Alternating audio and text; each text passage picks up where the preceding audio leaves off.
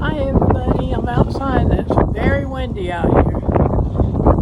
It's 35, winds are at 35 right now, and it's because we're in Texas. But I was thinking, I was wondering why they build the houses the way they do around here. But I think it's because of the weather, it's so windy and they have a lot of tornadoes out here. But it's probably why they built the houses so strong.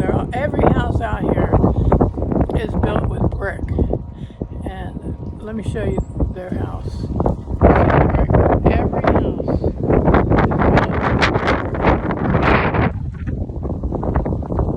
And I know why, because of the tornadoes and the wind. And I wonder about Florida, we have a lot of hurricanes, but they don't build the houses like this.